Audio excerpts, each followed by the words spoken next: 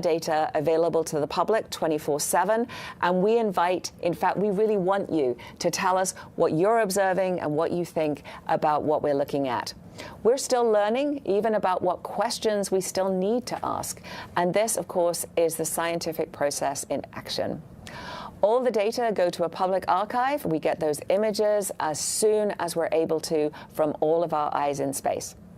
As always, I am excited to see what new things we learn about our friendly solar system visitor in the days and, in fact, the years to come.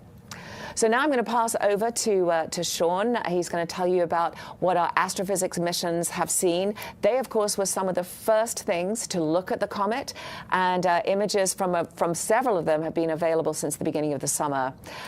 So I'm going to ask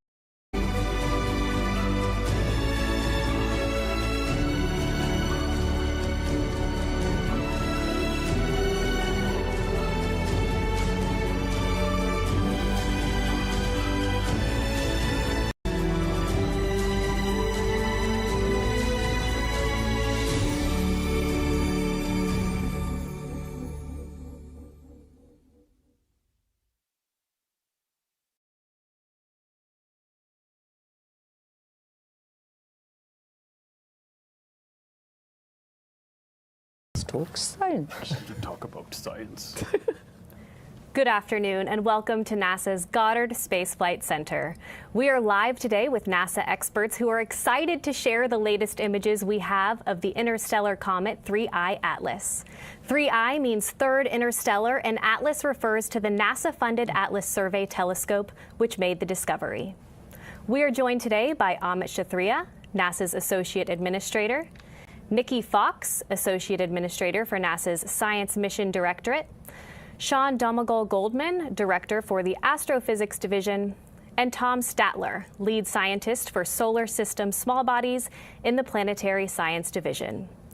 We'll be taking questions from the media on the phone bridge and through social media, but before we get started, let's learn more about this fascinating comet and share some images. Amit, kick us off.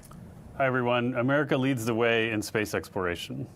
As Courtney noted, a NASA-funded telescope, the Atlas Survey Telescope in Chile, first reported observations of the comet on July 1st, 2025 to the Minor Planet Center. And NASA has been tracking and studying Comet 3I Atlas ever since. We're here today to give you the latest of what we know about Comet 3I Atlas and what we still want to know. But first, what is a comet? It's a small, natural, solid body that is a combination of rocky and icy material that evaporates as it warms when it's close to a star like the sun. But to start with, I'd like to address the rumors right at the beginning. I think it's important that we talk about that. This object is a comet. It looks and behaves like a comet and all evidence points to it being a comet. But this one came from outside the solar system, which makes it fascinating, exciting, and scientifically very important. This is only the third interstellar object like this that humanity has ever found. And a little bit more about the rumors. I think it's very important, and I'm actually very excited that a lot of the world was speculating about the comet while NASA was in a period where we couldn't speak about it due to the recent government shutdown. I think what I took away from that whole experience and watching that as we were working during the shutdown was just how interested and how excited people were about the possibility of what this comet could be.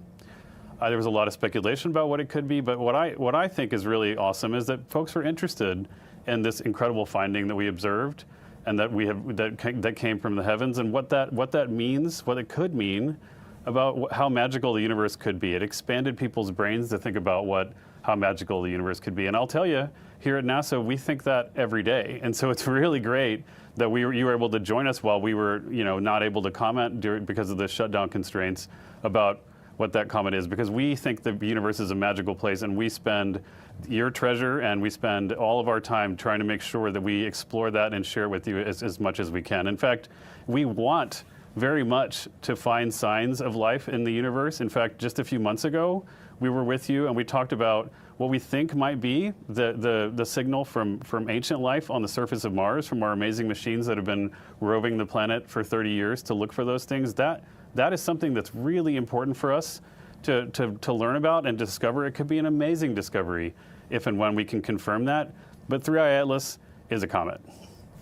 So my colleagues from the Science Mission Directorate will go through the images in detail, But just to give you a peek, here's one of the images from the closest physical instrument we had to the comet, from the HiRISE instrument on our Mars Reconnaissance Orbiter, taken on October 2nd as the comet sailed by at a distance of 19 million miles from the instrument. You can see that Comet 3I Atlas looks like a fuzzy white ball.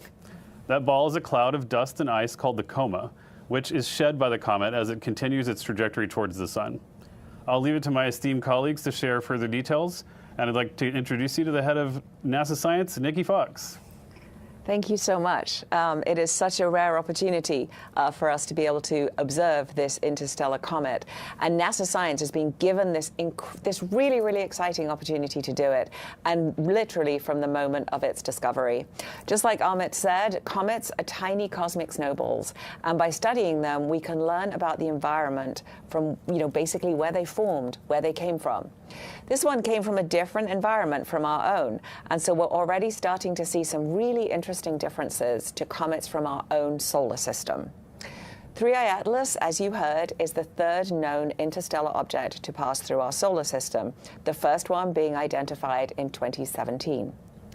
While these types of interstellar objects have long been predicted, we are just beginning to be able to find them thanks to the newest technologies with our network of Earth-based telescopes, which are designed to find small, fast-moving objects in space. The NASA-funded Atlas Survey Telescope, which made the discovery, is part of NASA's Planetary Defense Network. Our telescopes are always watching the skies to keep us safe, and in doing so, they occasionally make major scientifically interesting discoveries, just like this one. Right away, of course, NASA's Planetary Defense Coordination Office they studied it, and they established that 3I Atlas is not a danger to Earth. In fact, it's at least twice as far away as the distance between the Earth and our sun. On October 30th, the comet itself reached the closest it will ever be to the sun when it crossed just inside Mars's orbit, which is why the image that Amit just showed, he noted it was the closest instrument physically to the comet, because the comet was right inside the orbit of Mars. Earth was on the opposite side of the sun, which is about as far away as our planet can possibly be from Mars. It's been clear from the moment of discovery that the comet was going to pass on the opposite side of the sun from where the Earth is. However, it was also clear that its positioning behind the sun was going to make observations from Earth very, very difficult. And that is why we are so happy to have our incredible fleet of NASA science spacecraft all across the solar system. And boy, were they ready for this event. NASA's science assets on board our missions have provided the United States the unique capability to observe 3I Atlas almost the entire time it passes through our celestial neighborhood. Everything NASA science does is interconnected, and nearly 20 mission teams have been working together to really rise to this challenge. 20 mission teams, by the way, and counting. Everything we're learning about the comet is possible because of the distribution of all of the different instruments on our spacecraft with different capabilities. And I'll note that for some of them, we've even pushed our scientific instruments beyond their normal capabilities, beyond the things that they were designed to achieve, to allow us to capture this amazing glimpse at this interstellar traveler. In other words, we can study this comet so well because we have many different assets in different locations, observing things in different wavelengths, in different ways, with different instruments, each set of observations providing a different lens for understanding objects in the sky. So NASA's science team has kept watch on 3I Atlas for nearly its entire journey through the solar system for the first time ever. So I'll just quickly go through the timeline of which NASA spacecraft have observed the comet thus far, and we're still going. There will be more opportunities to observe this comet as it continues its journey through the solar system, passing the orbit of Jupiter in spring of 2026. So the NASA assets that are gathering observations of 3I Atlas include Hubble, the James Webb Space Telescope, TESS, SWIFT, SphereX, Perseverance Mars Rover, Mars Reconnaissance Orbiter, MAVEN, Europa Clipper, Lucy, Psyche, personal favorite, Parker Solar Probe, Punch, Stereo, and ESA, NASA's SOHO mission. And I'll note that Parker Solar Probe's data were just downloaded yesterday, and indeed, we did catch several glimpses of this amazing comet. The scientific community is hard at work analyzing these images, and everyone, as always, is welcome to take a look. At NASA, we embrace open science. We make all of our data available to the public 24/7, and we invite, in fact, we really want you to tell us what you're observing and what you think about what we're looking at. We're still learning even about what questions we still need to ask, and this, of course, is the scientific process in action. All the data go to a public archive. We get those images as soon as we're able to from all of our eyes in space. As always, I am excited to see what new things we learn about our friendly solar system visitor in the days and, in fact, the years to come. So now I'm going to pass over to Sean. He's going to tell you about what our astrophysics missions have seen. They, of course, were some of the first things to look at the comet, and images from several of them have been available since the beginning of the summer. So I'm going to ask you to set the stage for us. Tell us what we've already seen before we hand over to Tom to tell us all the new stuff. Take it away, Sean. Thanks, Nikki. Happy to. To give you some background, NASA's astrophysics missions, like all our missions, they are designed to do things that would otherwise be impossible. In this case, our nation's space telescopes stare deeper and more sharply into the universe than any other observatories in the world. And that means we're often the first to follow up and study near-Earth objects or comets like 3I Atlas after they're initially detected. That same powerful gaze that lets these telescopes see distant galaxies, those little red dots you might hear about, they also allow us to observe details about objects like 3I Atlas a little bit sooner. And the earlier we learn about these objects, the earlier we can share this information with the world, including the science community and our partners across the planet that often have ground-based assets or other space-based assets, so that they can conduct additional observations with their telescopes. In this case, our astrophysics missions came together to take advantage of this rare opportunity to study this comet that came to us from outside the solar system. From our flagship space telescopes to smaller missions like TESS and SWIFT, they all have, as Nikki said, different complementary capabilities. They don't just do things that would otherwise be impossible, they do things that even our other great telescopes can't do. So every time we add to the fleet, we add additional capabilities that expand the realm of the possible. In this case, it let us refine the orbit of this structure early on, determine what its structure is and what its composition is, what it is made of. It's a beautiful illustration of why we have not just one space telescope, but a fleet of them, because every one member of that fleet specializes in a different kind of information, contributing a different piece of the puzzle to the total understanding we have from the fleet as a whole. So for example, Old Reliable, NASA's Hubble Space Telescope, celebrated its 35th birthday earlier this year. And not too long after that, in July, it looked at 3I Atlas, not long after we discovered it from the ground. At this point, 3I Atlas was about 277 million miles from Earth. And what Hubble's images revealed was a few things. First, a teardrop-shaped coma of dust coming off that solid, icy nucleus of the comet itself. From these data, astronomers were able to more accurately narrow a few things. Importantly, the size of the nucleus. We now know it's between, at that point actually, we knew it was between 1,400 feet in diameter up to as large as 3.5 miles in diameter. And Hubble also saw that the comet was losing dust, and not just losing it, but losing it at a rate consistent with other previous sun-bound comets that originated from within our solar system, consistent with the physics that we figured out from watching those objects. Now, the last thing Hubble did is it gave us a better understanding of the orbit of this object. Tell us not just where it was, but where it was heading, so we could point other observatories at it, such as the James Webb Space Telescope. We added this to our fleet early in this decade. We didn't have it when the last two interstellar comets came around. Now, what James Webb did, and its companion Sphere-X, which we only launched at the beginning of this year, is it added infrared observations.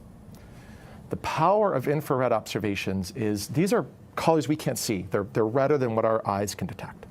And infrared light is particularly good at helping us understand the composition of objects. We can see little molecular fingerprints from the things that the objects are made of. So with these infrared observations with James Webb and Sphere-X, we detected an abundance of carbon dioxide gas in the comet's coma and in the bright cloud of gas and dust surrounding that comet as it approaches the sun. Those molecular fingerprints I mentioned, those are the little like science wiggles you might see in the top right of these images.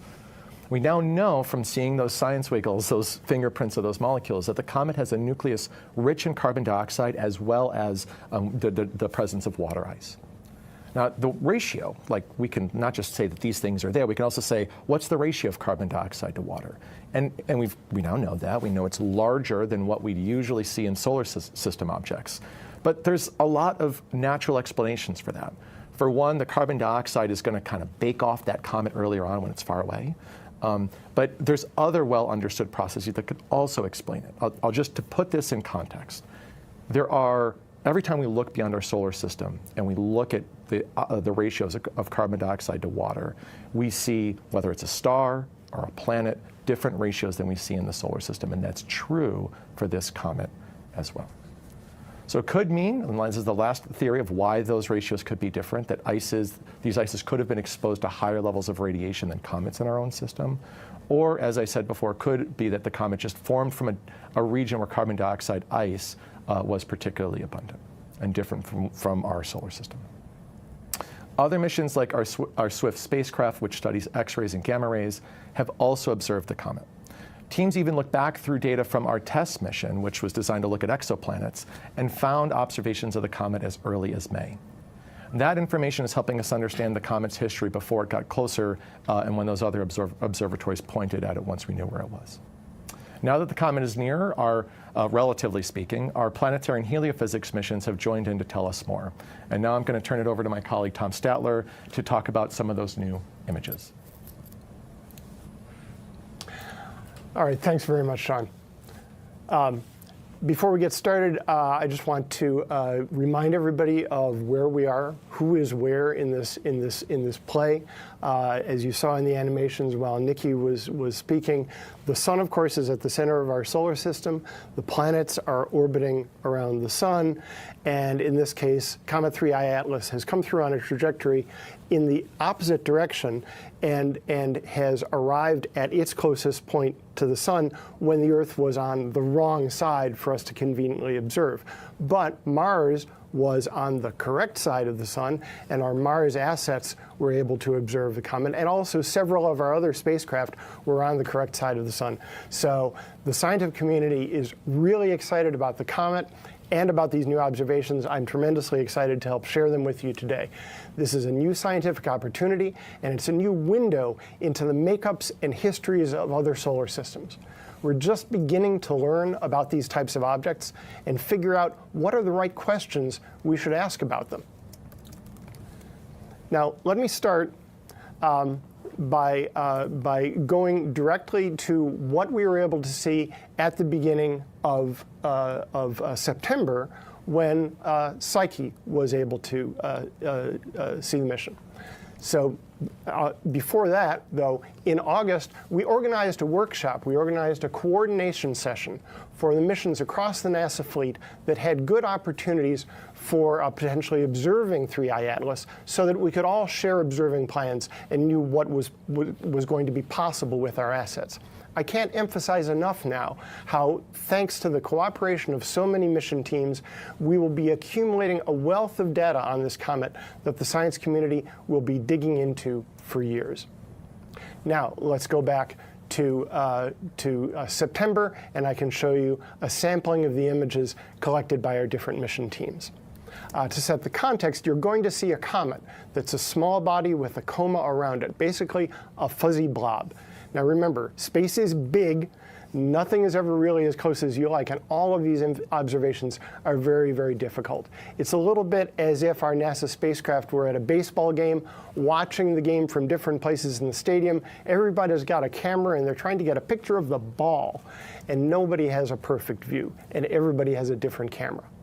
Now, let's return to September and see the first images from the Psyche spacecraft. NASA's Psyche mission acquired 4 broadband black and white images of the comet over the course of 8 hours on September 8th and 9th, 2025. The comet was about 33 million miles from the spacecraft at that time, and you can see in the image the large frame where the comet was seen at different times. down in the bottom left is a blow-up, a stack in addition of all of those observations. The Psyche spacecraft is on its way to an asteroid in the main asteroid belt that's also named Psyche, and these images were the first captured from this perspective. Now, if you think in that lower left you're not seeing very much, just wait a minute, you'll see more. Now, the following week in September, the Lucy spacecraft observed the comet from the opposite direction. So let's take a look at the Lucy image. This is another broadband black and white image made by adding up a series of individual exposures that were taken on September 16th. Lucy is on its way to study asteroids that shared Jupiter's orbit around the Sun, called the Trojan asteroids. Lucy was 240 million miles away from 3I Atlas, which is circled in the center, when its high-resolution LORRI camera caught the comet. You can see the comet's coma, the fuzzy halo of gas and dust surrounding 3I Atlas, and its tail, a smudge extending to the right of the comet. If you were the Lucy spacecraft looking at the comet from this angle, the sun would be a little bit over your left shoulder, and so the comet tail is pointing away from the sun, as we've seen many times before in solar system comets.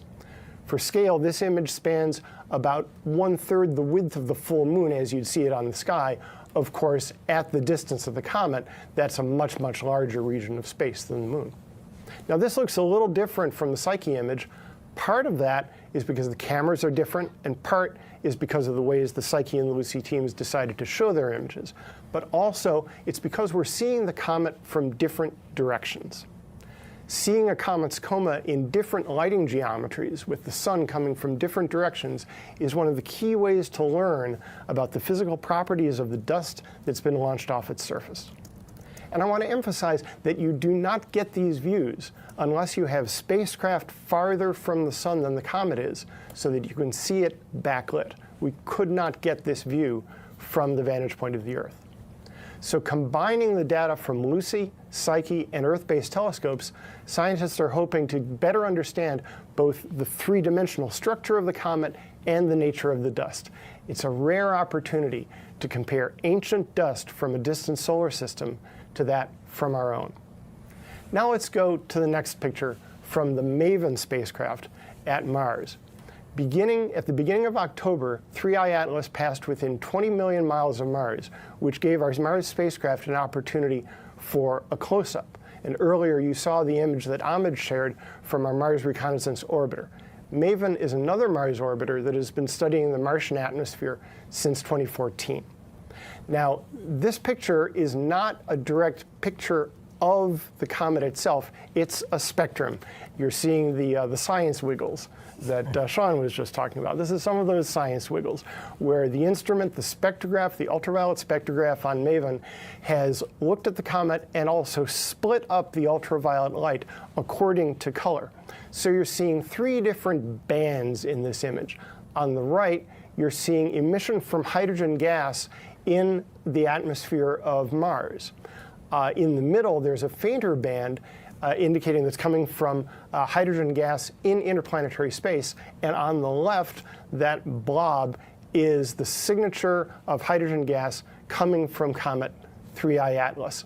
It's a little blob rather than a big streak because the comet is a small object in the sky relative to great big gigantic Mars and interstellar space that fills the entire field of the instrument.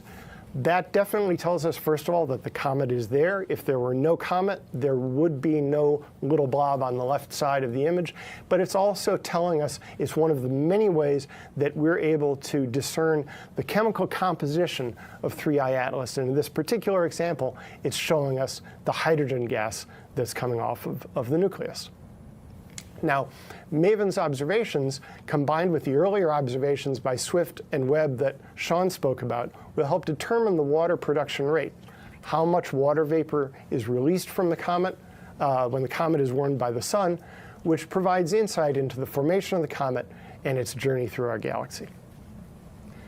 Now, the European Space Agency and NASA's Solar and Heliospheric Observatory, or SOHO, also successfully imaged 3I Atlas from October 15th to 16th after it had passed Mars.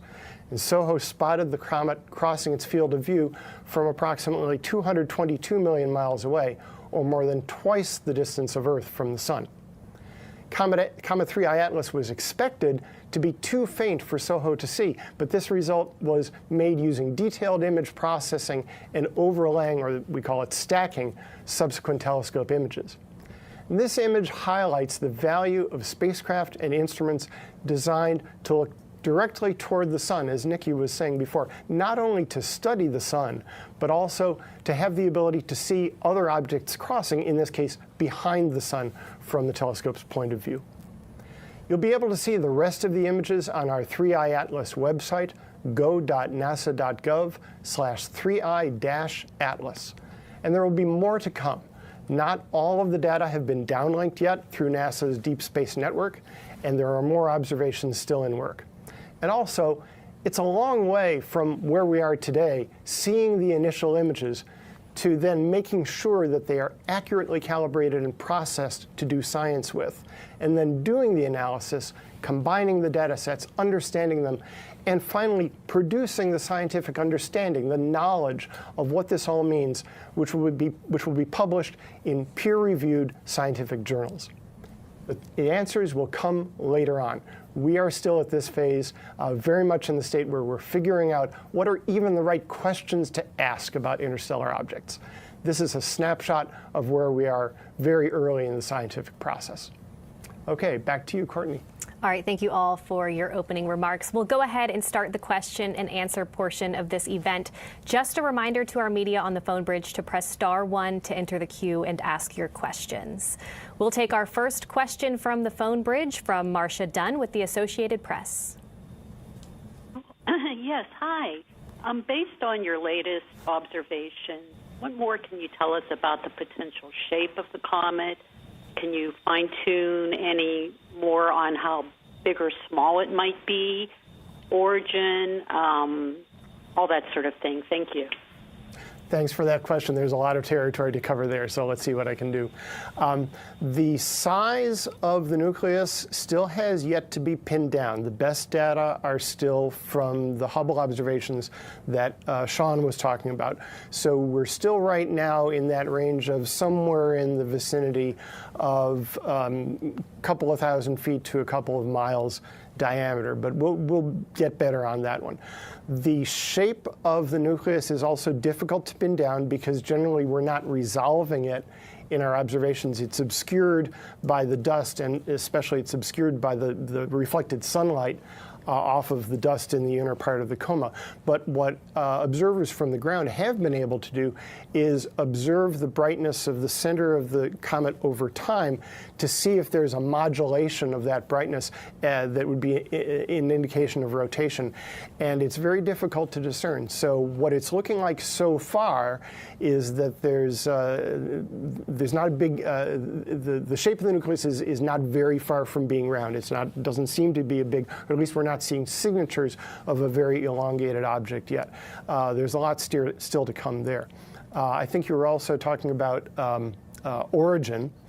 It would be great, it would be fabulous if we could trace back the incoming trajectory into the solar system and trace that back and figure out where it came from. But things are not quite so simple. Our galaxy, as Sean knows, is a big and complicated place. And the sun and all the other stars in our galaxy are in orbit around the center of the galaxy. And so 3I Atlas has been in interstellar space for a very long time. There is circumstantial evidence, given how fast it has come in to our solar system, that it came from some very old population, some solar system around a very old star. Quite possibly, we can't say this for sure, but the likelihood is it came from a solar system older than our own solar system itself, which gives me goosebumps to think about, frankly, because that means the 3I Atlas is not just a window into another solar system, it's a window into the deep past, and so deep in the past that it predates even the formation of our Earth and our sun. All right, we'll take our next question from the phone bridge from Bill Harwood with CBS.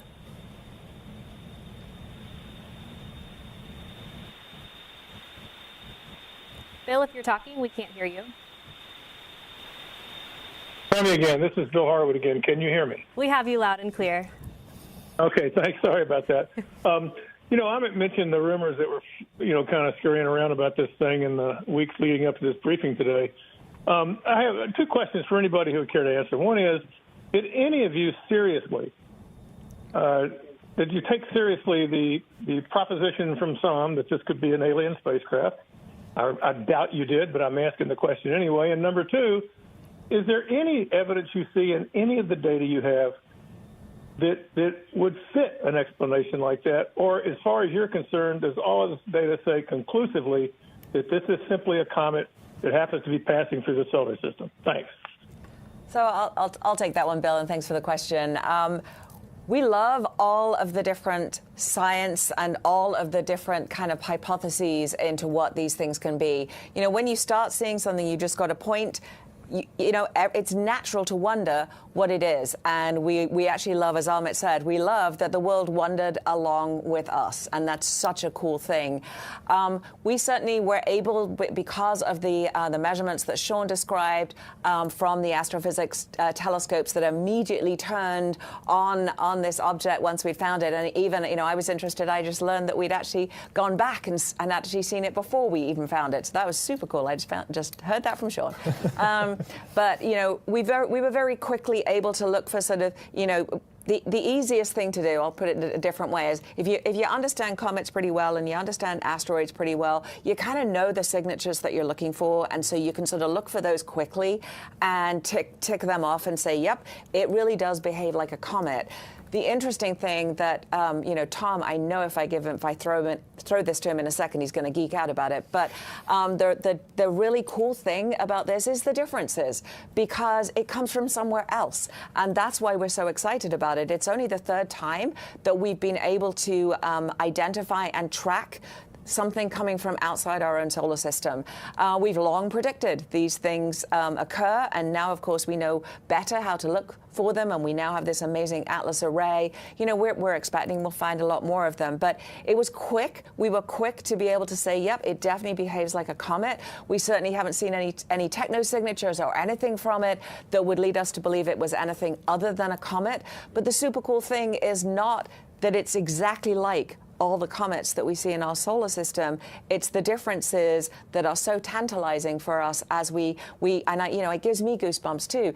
It could be from something that existed before our own solar system. That is so cool. It's from something that predates even our own star. Yep, it's going to look different because it didn't come from our solar system, and that's what makes it so magical. You want to geek out a little bit, Tom? You were geeking out so expertly, Nikki, to begin with. So that was fabulous. But that's exactly right. I mean, things from other places, we naturally expect them to be different from our own homegrown variety. And I like to imagine if you're fortunate enough to have grown up in Hawaii and you only drank Kona coffee, you love your Kona coffee, and then somebody says to you, well, gee, have you tried Sumatran? You're going to say, well, do you expect it to be different? And they'll say, why don't you try this? And you try it and you say, wow, that's really different. And you realize, well, I expected this to be different because it was from someplace else. It was a different environment in Sumatra. Now, does that one sip of coffee tell you everything about the weather in Sumatra and the soil and the people who harvest the coffee?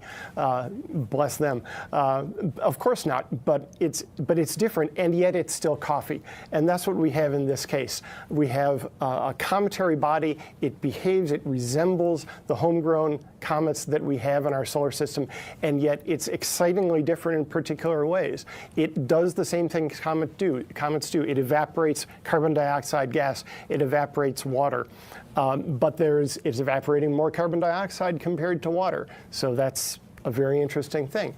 Comets evaporate dust, and the dust is broken down. The minerals are broken down by the ultraviolet light of the sun. And comets, we know comets put out nickel, they put out iron.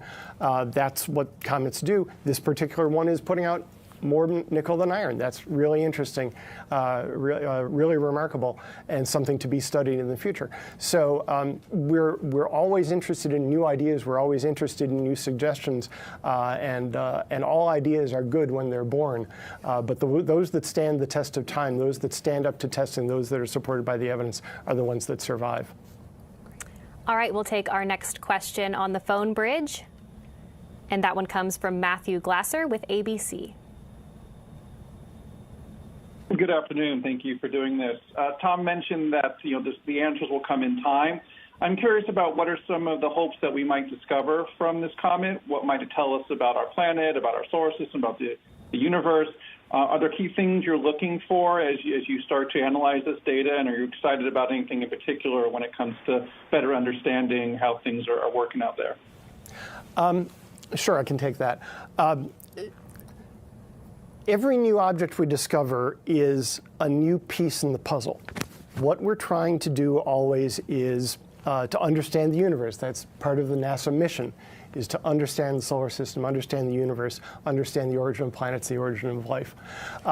And that is a huge question, and we get little bits, little clues to parts of that puzzle, and we start trying to put that puzzle together. We have gained tremendous amount of information from hundreds of years of astronomical observation and from decades of in situ spacecraft observation has revealed our planets as actual places, not just points in the sky that you could barely see with your own eyes. We've learned about comets and asteroids, and we're beginning to put together a picture of how all of those planet-forming minerals and planet-forming ices came together to form our planets, and how our solar system changed over time.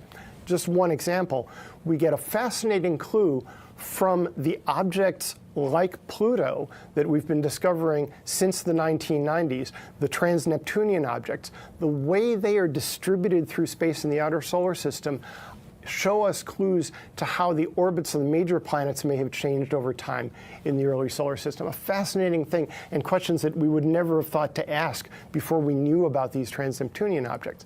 Now, interstellar objects, like I said before, are new windows, and it's windows that we've never even looked out of before.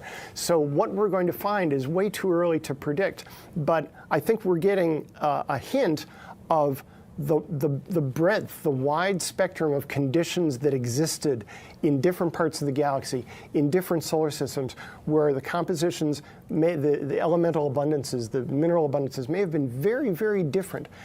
It would be a different picture if we were seeing the first 3 interstellar objects and we'd say, gee, those look exactly like our homegrown comets. That would have been really interesting, and we would have said, well, maybe our galaxy is a boring place because every place is the same. What we're seeing with this is not every place is the same. That's a good thing. Lots of places to explore, and they will be different if we ever manage to get there. Yeah, I think of these as frozen fossils from their moments of formation, including the things in and now from beyond our solar system.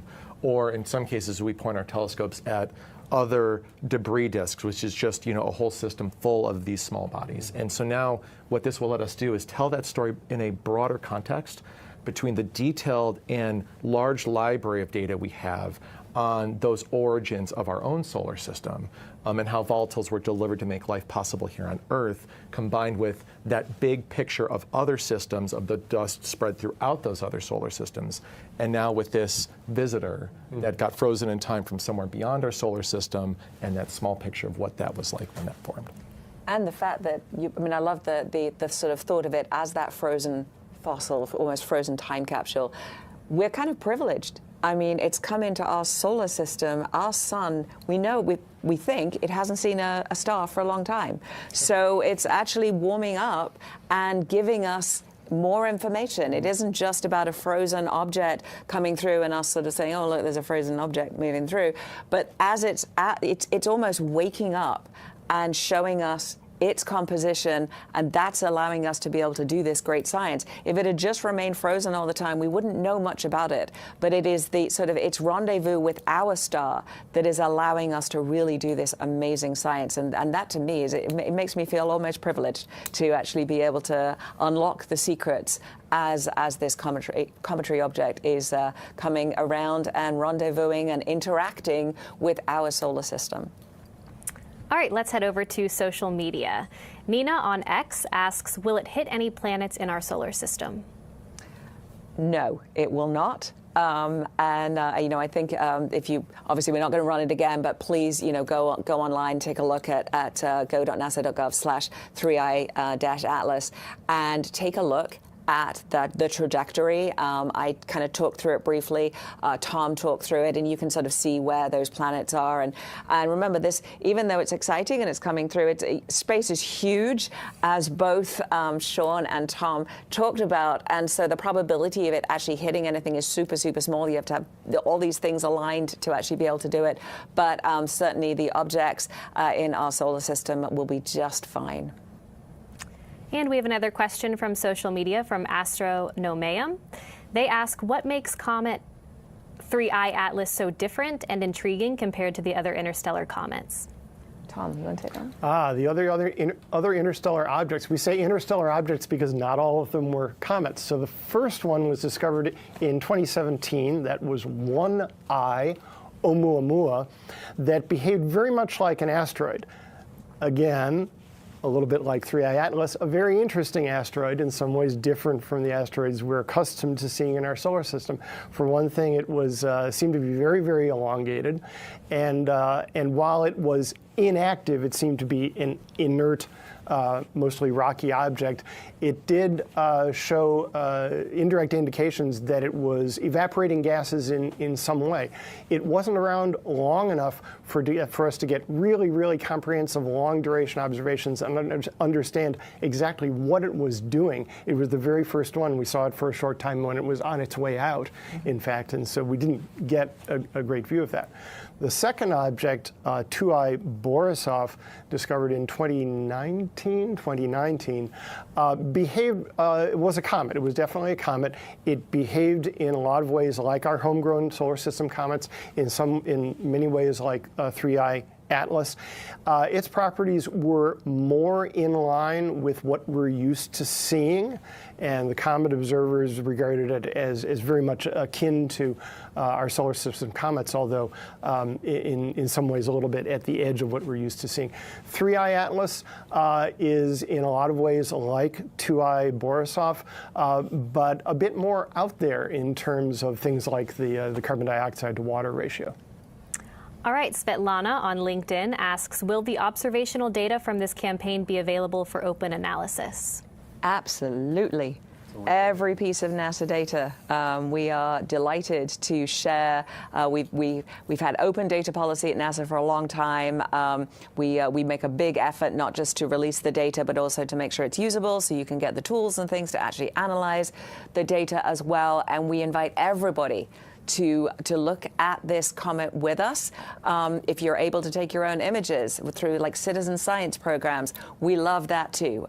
We love everybody to be sharing in the joy of NASA science as we take every opportunity to take advantage of these incredible visitors to our solar system. And that citizen science campaign, that includes work that citizens help us do to identify small bodies in our solar system. And so if you really want to get engaged beyond just looking at the data, you can help us generate new data and find other objects for us to study. Yep, the big one, our solar, our SOHO, big comet finder, big comet tracker. So many of those comets discovered by our citizen scientists. So keep those observations coming. All right, we'll head back over to the phone bridge. Our next question comes from Ken Chang with the New York Times. Hi, thank you. This is for Tom and Nikki. One, of the measurements made so far, what is uniquely different about this comet, other than the trajectory, of course? And two, since perihelion, it looks like there are multiple jets. I was wondering if you could talk about that and the speculation that it might have exploded. Thank you. Go ahead. Yeah, thanks, Ken. So some of the differences I already mentioned is the ratio, the carbon dioxide to water ratio, the nickel to iron ratio. Also, there were ground-based observations noting that the polarization of the light reflected off the dust was also unusual, so that's telling us some interesting things about the dust. There are other indications that the physical properties of this dust, maybe the grain size distribution, might be different from the sorts of things that we're used to. The appearance of a sunward tail early on, in the trajectory was part of that, an indication that the dust was being pushed off the comet on the sunward side, and then it took a while for the solar radiation pressure to push it back the other way. That's been seen before in other comets, but not very often. I'm sorry, Ken, what was the second part of the question? Explosion. Did it? Perihelion. Jets. Yeah. The jets. Right. So seeing activity, seeing more activity in the inner coma around the nucleus, right around the time of perihelion, when it's being warmed most intensely, is something that happens frequently. That's something the comet observers are going to be very, very excited about. It does take some time to figure out, because it takes time for the actual event that happens on the surface to propagate out to a distance where you can see it with a telescope, but people are going to be mapping what jets there are. It doesn't necessarily mean there was an explosion. Jets can also just mean there are particularly active areas on the surface of the comet where more volatile stuff is evaporating in that one spot than elsewhere and jetting out. We saw this a decade ago with the ESA Rosetta mission at Comet 67P. It got up close and personal with the nucleus and saw frequently that there were jets coming out from specific places on the nucleus of the comet. So that could very well be what's going on here. Can't tell for sure, but that's the sort of thing we've seen before. The other thing I just want to say that we're expecting to see as more stuff gets thrown off this comet in these jets is at those warmer temperatures, additional things can bake off of it, additional gases can bake off, and so we do expect the composition of the coma to potentially change, or those jets to change over time. And looking at the details of what other molecules we detect beyond the carbon dioxide and water we mentioned is also going to be interesting, especially for that sort of like, what was this stuff? What was the area in this? What was this stuff made of in the area it was made, like long time ago? Right. Our next question is from David Chandler with Sky and Telescope. Yes, a couple of things. Have you any of these observations showing you anything about any non-gravitational accelerations at this point? And also, can you say a little bit about coming attractions? What observations are in the pipeline that have been made but not released yet? I think the MRO high-rise observations, has that been released yet? And what else is there that's either in the can and waiting to come out, or observations that will be made over the coming weeks as the object comes closer to Earth? Mm-hmm. I can answer some of that about the non-gravitational accelerations. This is something that we look very closely at for every comet, because that's always something that happens. And just to back up to explain what the question is that as comets evaporate, they are blowing off gas, they are blowing off dust, and every time something gets pushed off the comet, that acts like a little rocket engine at that moment and pushes in the other direction. And so it's very, very common to see comets have subtle changes in their orbits as a result of these little rocket forces, just called non-gravitational accelerations. So this is being monitored very closely. I spoke to our orbit determination team at the Jet Propulsion Laboratory earlier this week, and what they said is that this is being monitored. There are some changes to the orbit, but the uncertainties are still fairly large. It's difficult because we can't see the nucleus directly. It's difficult to get a very, very precise track on exactly where it's going. But so far, the non-gravitational accelerations have been very much on par with the sort that we see in solar system comets. In terms of future observations, this is a situation where, because this is only the third time we've had an opportunity to look at an object like this, everyone that is in control of a telescope wants to look at it because it's a fascinating and rare opportunity. I know that our colleagues from the Keck Observatory have looked at it. I believe that we're going to look at it again with JWST in December. We have some other ground-based facilities that are giving us additional compositional information as those additional molecules bake off of 3I Atlas.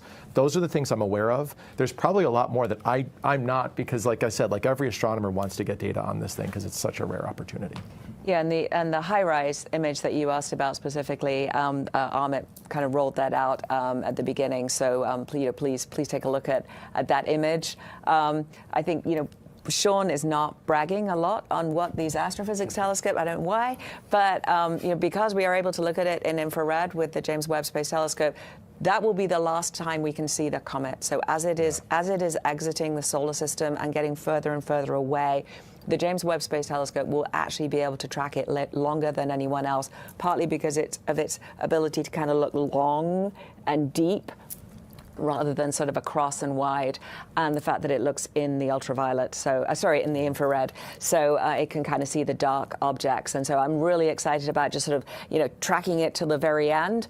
Also noted we're downlinking data from missions. I mentioned Parker Solar Probe because I just heard before we came on that we'd got some data and we'd seen the comet. I haven't had time to look at the data yet, but all of those things are coming up as we are getting more and more data coming down to us from those missions. And then as both Sean and Tom talked about, just really making sure we're sharpening up those images and really making sure they're calibrated. Right now we're putting out almost the raw images. We're putting out things quickly so everyone can see them, but we'll take some time and do some real sort of deep looking into those and do some more of the spectroscopy. Tom showed a really great example of kind of looking through the atmosphere of Mars, take out that hydrogen, take out the hydrogen from our solar system, and then let us look at the hydrogen that's coming from the comet. So we'll be doing a lot more of that as we move on to do great things with NASA science.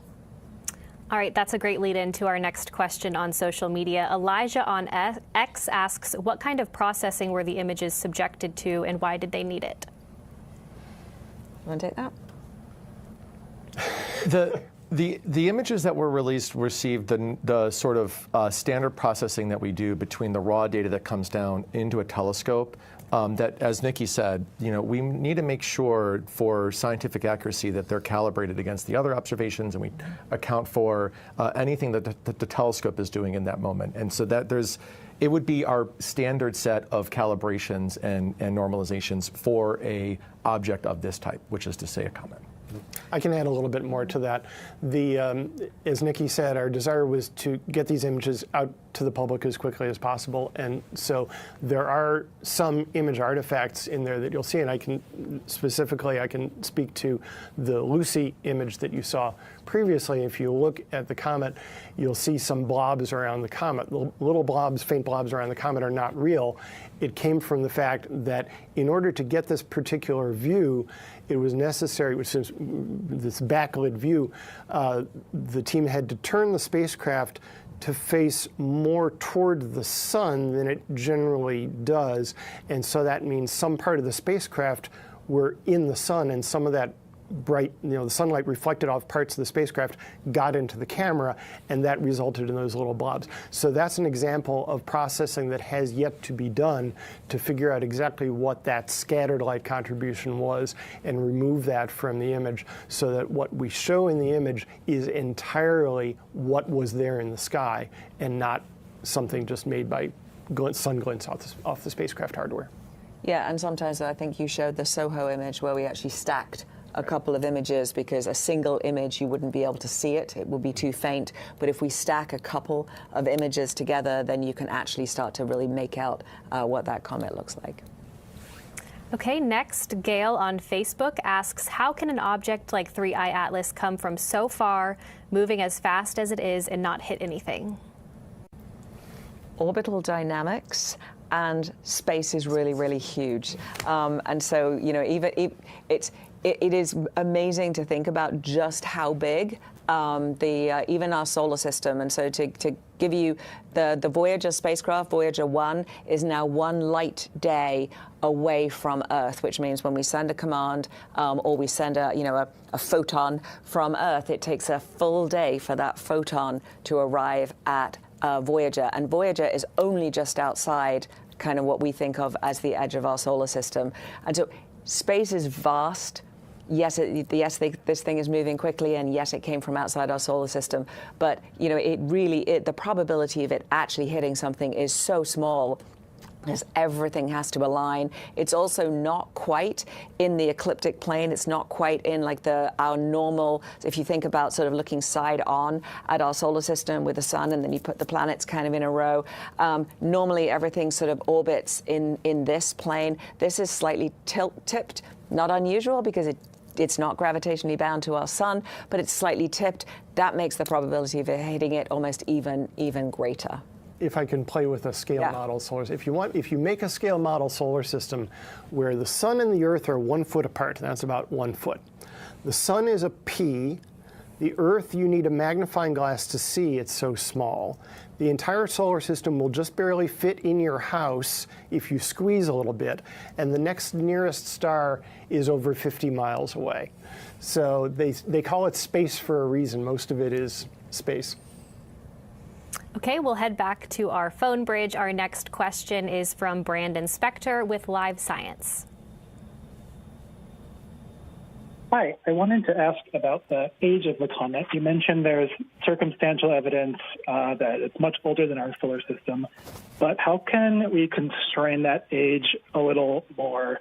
And what will that tell us if it is indeed much, much older than the solar system? I can start that, but I'm going to pass it to Sean to talk about ages in the galaxy. Okay. So, cutting to the end, the bottom line is going to be, it's probably going to be really hard to get a more precise figure from one object. I think what we're looking at in the future, as we discover more of these, when we get to the point where we have maybe a few dozen of them and look at the distribution and properties, we may be able to get a better handle on what the distribution of ages is. So what's going on here is that it takes the sun 240 million years to orbit around the center of the galaxy, and we're doing that with a neighborhood of stars. So we're all going around the center of the galaxy. The relative motions between stars in our solar neighborhood is sort of 10-ish, 15, and sorry, I have all these numbers in my head in metric because that's the way I learned them, but 10 or 15-ish kilometers per second. So what is that? That's about 25,000 miles an hour, I think. And 3I Atlas is coming through at a speed of 60-something kilometers per second. So that's 3 times faster than the average of our local neighborhood, which is telling us that it's coming from a different population from what we have generally around us. Now, Sean will be able to clarify the age dispersion relation in our galaxy, which tells us, which has been discovered over the last century studying stars in the galaxy, that the relative speeds of stars is an indicator of age. Stars that formed older in our galaxy over time increase their random motions for reasons that Sean will explain. And so that's the circumstantial evidence that makes us think that 3I Atlas came from a solar system that had larger motions relative to our solar neighborhood and is older. But it is a circumstantial and probabilistic argument. So I'm just going to take this opportunity to brag about our telescopes and the James Webb Space Telescope in particular. Go for it. This blows my mind. We have data from galaxies closer to the origin of the universe than we have data from rocks closer to the origin of Earth, right? In other words, like if you pick up the oldest rock that we have from Earth, it is further away from the origin of Earth in terms of hundreds of millions of years than the amount of time there was between the origin of the universe and the earliest galaxies that JWST has now observed. And that's part of this story of how well we understand not just the history of our home planet, but the history of the entire universe that it's a part of. And now this is just another part of that story of the local neighborhood that our solar system is a part of. All right, our last question for today comes from X and asks if we can see grains of sand on Mars. How is the clearest photo we can see for 3I Atlas, what we've seen? So because we're closer to the grains of sands on Mars, right? And so the JWST can only get like these single pixel blobs of the faintest galaxies, the furthest away galaxies in our universe. And because 3I Atlas is in our solar system, we can get the images and the compositional information with JWST. As it got closer to some of the planetary spacecraft Tom was talking about, they can't even see these galaxies, but because 3i Atlas was closer to them than they were to JW, they got really good images of those of the object as it passed by. Right, as you said, we can image individual grains on Mars because we have spacecraft standing on Mars. Right. But even our closest spacecraft to 3i Atlas, we're still 19 million miles away. And it's going too fast for us to send something there to intercept and get that close to it. So that's just not, that we just don't have the, if we could, we would. Like we would be there up close and getting those grains. All right, well, that's all the time we have for today. Thank you so much for joining us. Be sure to follow along with NASA as we continue to observe 3i Atlas. Find new images, detailed information, and resources by visiting go.nasa.gov/3i-atlas and by following NASA Solar System on social media. Thanks for joining.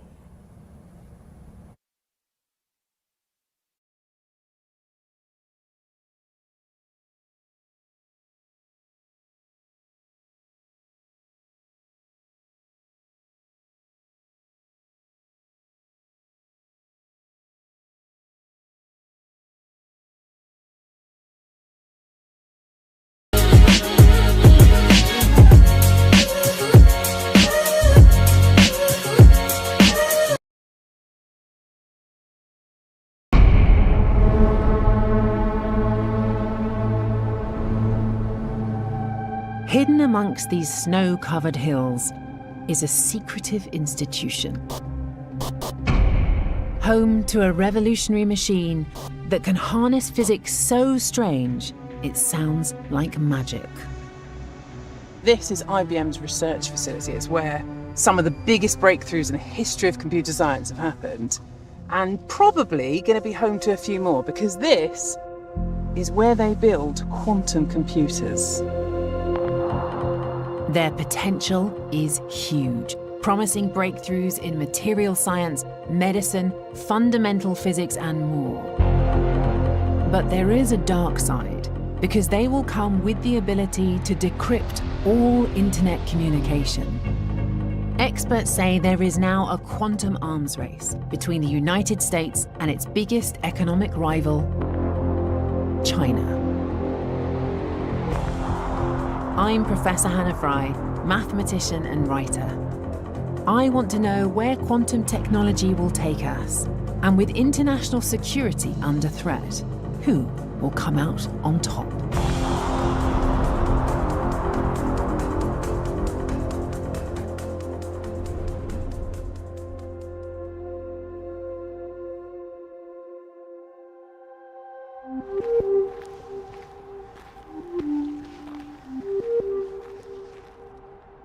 This is the research headquarters for one of the oldest companies in tech, IBM. They've been inventing new computing technology here since the 1960s. It's like the Jetsons meets the Flintstones. Quantum science